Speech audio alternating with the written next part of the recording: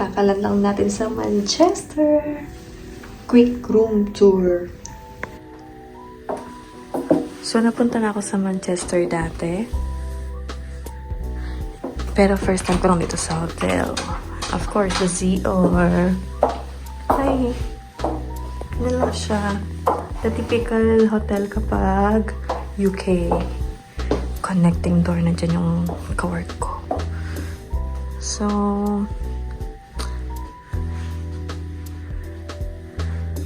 two beds na naman tayo at mahirapan na naman tayo pumili kung saan tayo kakain at matutulog. Hi! And this is outside. Maganda yung panahon sa labas. Medyo umiinit na pero may konting lamig pa rin siya. What's in my suitcase? Let's see. Yeah. Ganito. Tamad lang, no? Ganito namin siya kinakuha sa laundry. So, ganyan ko na siya nilalagay sa luggage. Para hindi na siya malukot. Tapos, diba? At least naka-hanger. So, lalagay ko na lang siyang ganyan. Ganyan, diba? So, suotin ko lang siya ng ganyan. At least okay pa. Next one is yung makeup kit. Tapos yung skincare ko at pangligo. Ito yung ginagamit ko sa buhok ko. Sa Watson lang to. Malambot siya sa buhok. Nirecommend to ng kawork ko before. Hi Kai, if nanonood ka. Hanggang ngayon gamit ko siya. Malambot siya sa buhok. So, dyan ko na lang siya nilagay. Para kapag mag-aayos, diba? And kukuha ko ng gamit. Ilalagay ko lang dyan yung shampoo. And mayroon akong sariling sabon. And itong aking ginagawang conditioner. Pero para siyang hot oil. Yan, 1 minute hot oil treatment. Ito na yung ginagawang conditioner kasi dito yung buhok ko.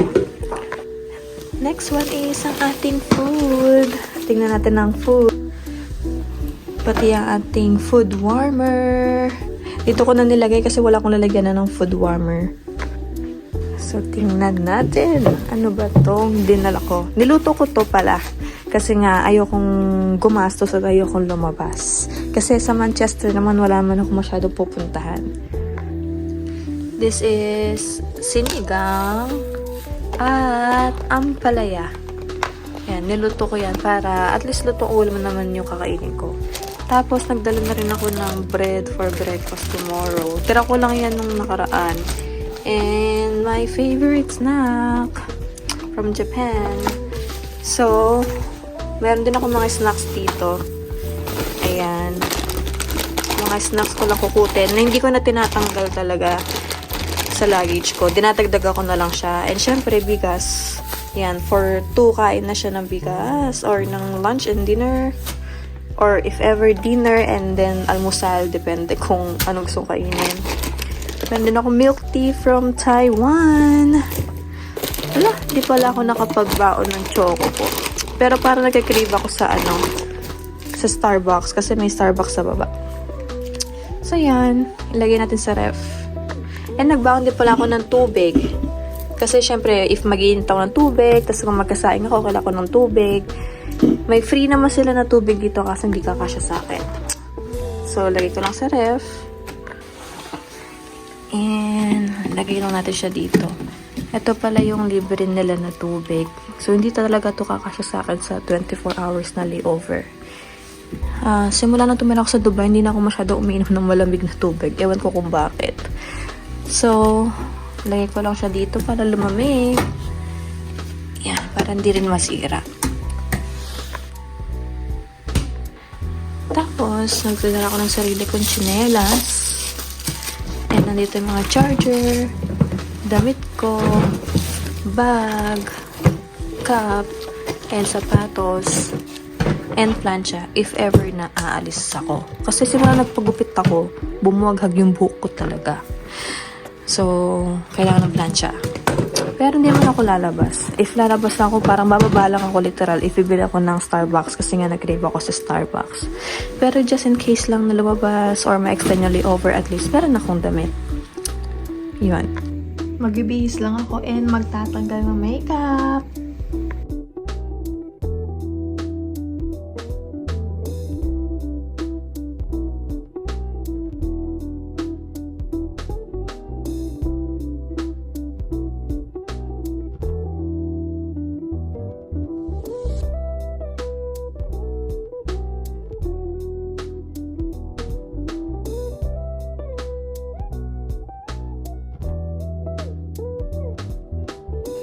I'm done. Bibili lang ako ng kape sa baba. May Starbucks sa baba.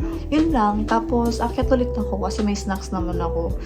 Wala lang, parang gusto ko lang mag-ice coffee, pampag-good vibes. Kasi maayos yung flight ko. Tapos, parang hindi na ako makatulog ngayong hapon. Alauna pa lang dito sa Manchester. Bukas ng umaga, flight namin. So, kung matutulog ako ngayon, magigising ako madaling araw, mahirapan na naman matulog. Yun. Yan lang yung airport. Well, pasok na tayo.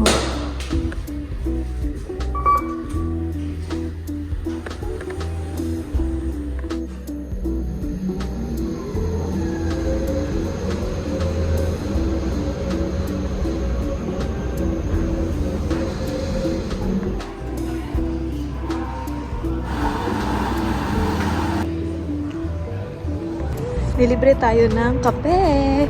Not sure kung why. Parang di naman siya yung barista sa Starbucks. Pero at least libre. Thank you, Lakshmi. And lalabas lang ako kasi parang may nakita akong puno dito na parang cherry blossom. At parang cherry blossom nga siya pero maliit lang. So yan siya.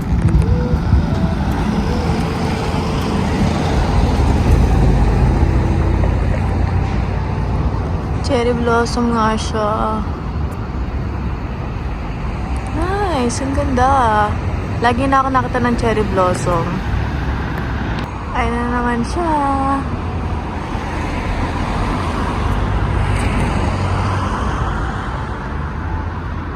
Yan lang siya. Yan lang yung puno niya, dalawa lang. Cherry blossom again. Picture muna tayo.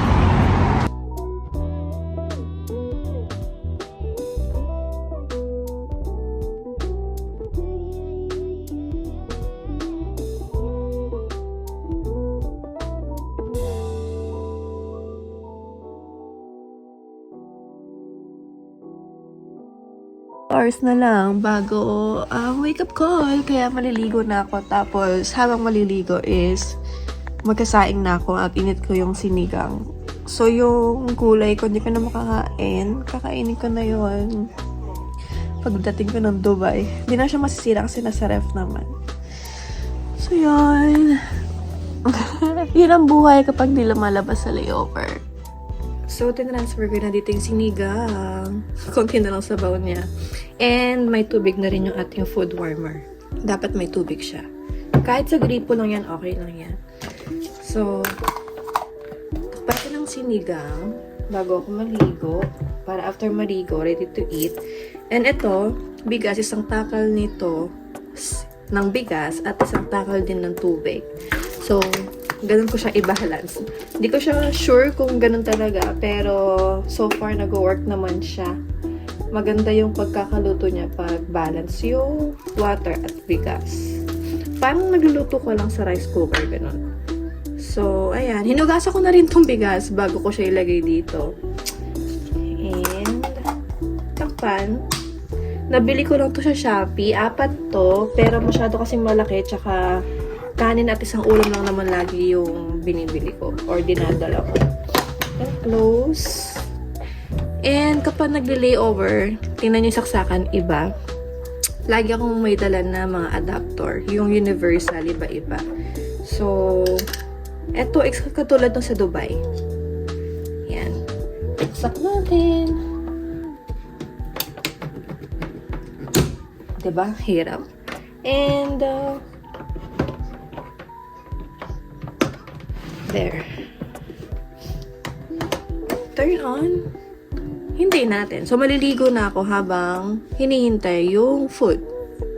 Ito pala itsura ng morning today. Maulan. Actually, kahapon na-expect namin na umuulan. Pero umaraw naman. So, yan. Umuulan. Sana di tayo magka-delay at ayokong makancel yung next flight ko. Na ako maligo. And the time is 8:17. Since nakaligo na ako, I think done na siya. Maganda dito is hindi naman nasusunog yung sinaing mo. Kasi steamer lang naman siya. Or warmer, sorry. So yeah. Kailangan ng towel. Dito na lang sa hotel, kompleto na, no? And, I think ito yung kanin. Let's see. Mahina ako sa init eh. Ayan, okay na siya. Diba? At mainit na yung sabaw natin. Ito, kape. Galing siya sa hotel, tsaka sugar. Pero ako kasi mahilig ako sa coffee mix. So, bumili ako sa Pinas ng mga nakapack. Nakasashay.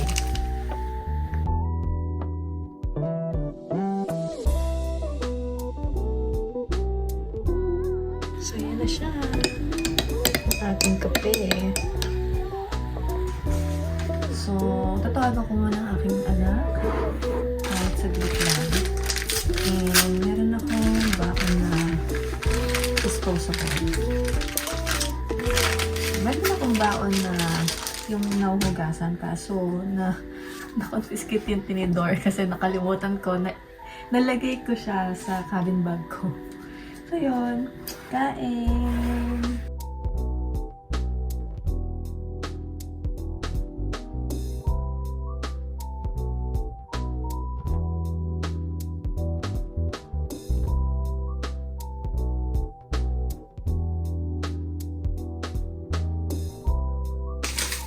Meron pa akong 45 minutes before wake-up call.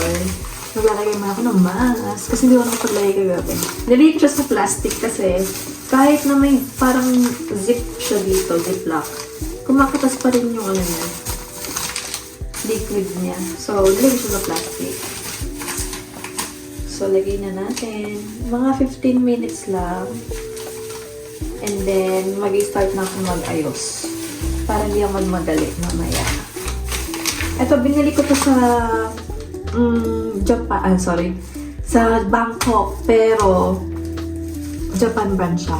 Kasi nung punta kong Tokyo, nakita ko rin to. Okay naman siya, maganda tong brand na to, Lululun. Pero may binili ako sa Don Quixote na mas mura kasi isang pack siya, parang 40 pieces na agad siya. So, maramihan na, tapos magkano lang. Kumbaga, parang kasing price niya lang. Okay naman yung quality, pero ito, mas tumatagal siya sa, kumbaga, mas matagal absorption niya.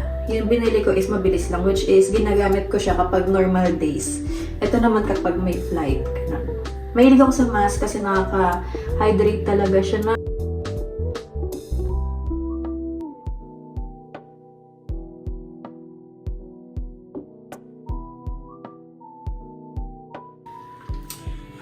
Gagayak na ako. Ayan, naglagay na ako ng primer. And magkayak na tayo ko ng light yung parang makasilaw.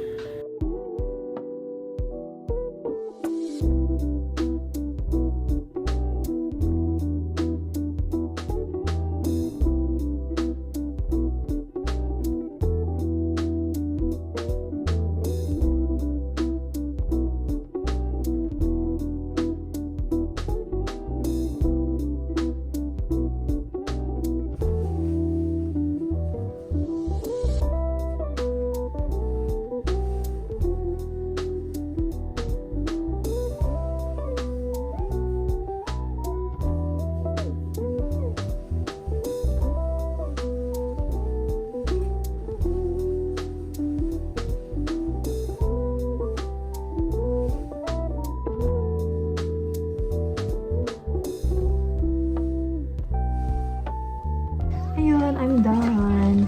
And nabili ko na yung mga liquids ko sa Ziploc. Kasi dito sa UK, mahigpit sila sa liquids. Ayan. So, yun lang. Sana nag-enjoy kayo sa buhay ko kapag hindi na malabas ng layover. Bye!